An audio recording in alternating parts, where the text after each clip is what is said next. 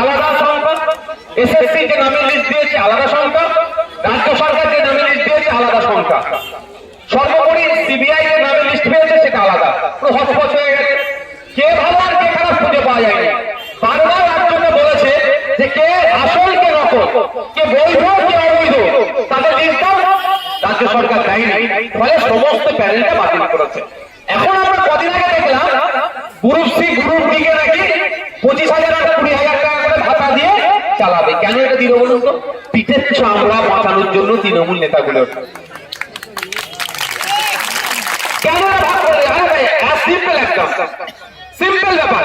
আমি যদি দেখুন ভাই, সিস্টেম আমার হাতে আছে, আমি 26,000 কে চাকরি দিয়েছি, কজনকে বৈধ কজনকে অবৈধ আমি জানি না ভাই, তাই তো? আমি যদি এখন যারা অবৈধ তাদেরকে ছেড়ে দিই কি হবে? সে যাবে কোথায়? যাকে টাকা দিয়েছিল 15 লাখ, কম করে টাকা দিয়েছি 10 থেকে 15 লাখ, তাকে যে ধরবে, ভাই ঠিক আছে আমার চাকরি বাতিল হয়েছে, আমার 15 লাখ টাকা ফেরত দাও, তাকে ধরবে। আপনার এলাকার নেতাকে তো, ওই এলাকার নেতা কি সব টাকা নিয়ে নিয়েছে? এই ঘাট ওরা করতে করতে তো কলকাতার ঘাটে গেছে, যে কোনো একটা ঘাটে গেছে। তো এর এটা খুব বেশি হলে 1 লাখ টাকা হয়তো নিয়েছে, 14 লাখ টাকা পাঠিয়ে দিয়েছে। 14 লাখের 14 পয়সা কি ইন্ডিয়াতে আছে? 14 পয়সা নাই। কোথায় গেছে? ইউক্রেন, রাশিয়া, জাপান, জার্মানি, আপনার দুবাই, আবুধাবি, সব টাকা পাঠিয়ে দিয়েছে। ও টাকা কে দিয়ে আসবে? তাহলে কাকে ধরবে? যারা তো 15 লাখ টাকা দিয়েছিল আর রানী বলে পিঠের চামড়া তুলবে, এই যদি বলে দেয় আমি অমুকের হাতে দিয়েছি, তাহলে এক্সপোজ হয়ে যাবে। সেই জন্য একে না মারে, একে না ধরে, ওই কি বলছে আমি 25,000 টাকা 20,000 টাকা করে দেবো। আরে কেন দেবেন? কেন 25,000 20,000 টাকা? কতটা আইনের মধ্যে হলো এরকম কথা। দ্বিতীয় কথা, যারা অবৈধ পন্থা অবলম্বন করে ঢুকেছে কারণ তাদেরকে 20-25,000 দেবে, আর যারা বৈধ পন্থা অবলম্বন করে ঢুকেছেন তাদের 500 মাইনে কেন তারা পাবে না ভাই? এই যে হচপচ করার কারণটাই কেন বলুন তো? দুর্নীতি করেছে বলে।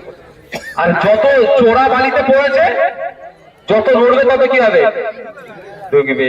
আর এই যারাই ঢুকানোর চেষ্টা করছে আইনের মাধ্যমে, তাদেরকে আটকানোর চেষ্টা করছে। সিনিয়র আইনজীবী বিকাশ রঞ্জন ভট্টাচার্য মহাশয় কিভাবে হুমকি দিচ্ছে সামিয়ানকে, আরো যারা আছেন, আরো যারা বিক্রম বাবু, আপনার সুদীপ্ত বাবু, যারা আছেন, যারা তাদের উপর হুমকি দিচ্ছে। ভাই আমি একটা কথা বুঝি, যদি মনে হয় আমার সাথে অন্যায় হচ্ছে তাহলে আমি কোর্টের দ্বারস্থ হব। আমি উকিলকে কি ধরে টানাটানি করবো? এই না, আমার কথা বলছি। আমাকে যখন জেলে রেখেছিল জানেন তো 42 দিন, আমাকে আটকানোর জন্য কোর্টে কে দাঁড়াচ্ছিল? সরকার পক্ষের উকিল পিপি। তাহলে আমাকে যখন আটকানোর জন্য সরকার পক্ষের পিপি দাঁড়িয়ে আমার নামে একের পর এক অসত্য কথা বলে গেছে, তাহলে আমার কি পিপিকে ধরে টানাটানি করবো আমি? পিপির কাজ তো আমাকে আটকাবে সরকারের কথা শুনে, আমাকে আমার ভালো উকিল দিয়ে ওর কথাকে কাটতে হবে, তাই তো? তো পিপির উপর রাগ করে আমাকে 42 দিন জেল কাটালো, আমি জেল থেকে বেরিয়ে পিপিকে মারবো নাকি? এটা উচিত হবে? আমার লড়াইটা হবে কি আমি আরো ভালো উকিল লাগাবো যাতে তাড়াতাড়ি বার হয়। সেটা না করে বলছে বিকাশ বাবু দোষ, বলছে অমুকের দোষ, তমুকের দোষ, ওদেরকে ঘেরাও করো। আরে ভাই ভালো উকিল লাগাও না, তা করছো না, বা যদিও করো কিন্তু কাউকে উকিলকে এ করা মানে বিচার ব্যবস্থার প্রতি আগুন তুলে দেওয়া। আপনি বলুন, আপনি তাকে খুন করেছে, পেশাদার খুনি আমি ধরে নিচ্ছি, একটা বড় গ্যাং আছে, বড় গ্যাং আছে, গ্যাংয়ের যে বসটা রাইটারকে ধরে অ্যারেস্ট করে নিয়েছে। এবার আমার সে কি করেছে? আমাদের কাউকে ফোন করেছে, আমি যদি আমার উকিলকে লাগাই আমাদের দিক থেকে, গ্যাং যদি ফোন করে বলে তুই সরে যা, নাহলে আমার রাইট হ্যান্ড যদি কোন রকম ভাবে ডিস্টার্ব করে তাকে উড়িয়ে দেবে, তাহলে করবে তো এরকম করে ভাই, তাহলে বিচার আর পাবে কেউ? ভাই পাবে? তাহলে বিচার পাওয়া তো বন্ধ হয়ে যাবে। এটা বন্ধ হওয়া দরকার। হ্যাঁ, বিচারপতি ছবির উপরে পাতুলে আসছে, এগুলো বন্ধ হওয়া দরকার। আমরা বিচার ব্যবস্থাকে যারা কলুষিত করার চেষ্টা করছে তাদের বিরোধিতা করবো।